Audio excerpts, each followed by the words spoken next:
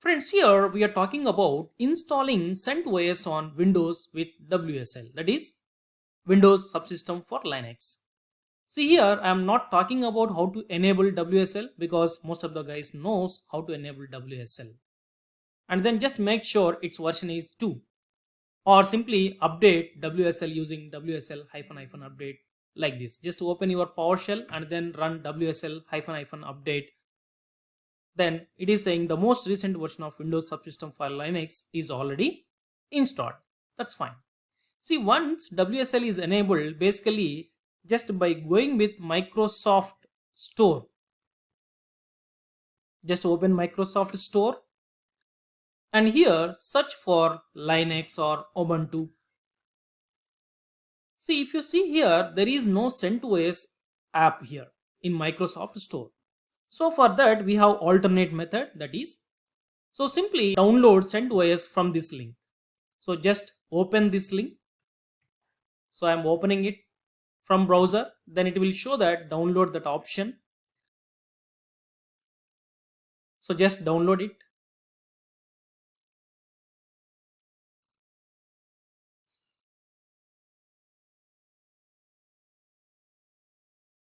So it has downloaded. Go to show all downloads or your download directory.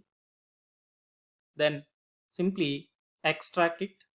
So that extract location is your wish. As of now, I am extracting to my downloads itself. So this has been extracted here. Now this directory, if you want to keep in your downloads, just keep it, or else copy this and store it somewhere in your required drive. Now let me open this CentOS, and then on your CentOS 7 icon, just give right click and then run as administrator. Then it is giving Windows protected your PC. If you click on more info, then you will get run anyway. Just click on that. Yes. Now it will install your CentOS 7. Yes, installation complete. Press any key to continue. Just enter.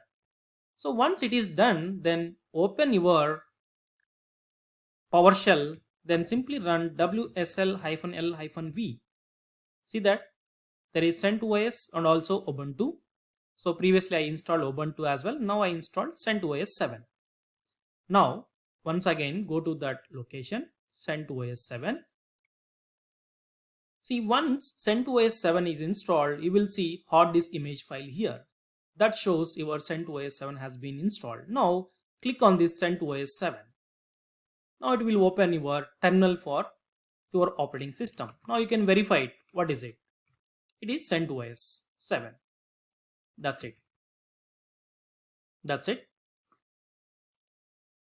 Now whenever if you want to work with your CentOS, always you have to click on this icon so that it will open your operating system. You can also create a shortcut for it. Just give right click and then go to shortcut, create a shortcut and create your shortcut wherever it is required.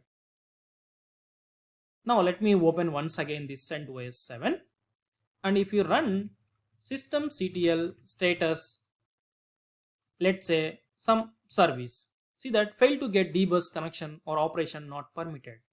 So basically by default systemctl is not enabled on your CentOS 7, which is created by WSL. For that we have some steps. We will see that in our next video.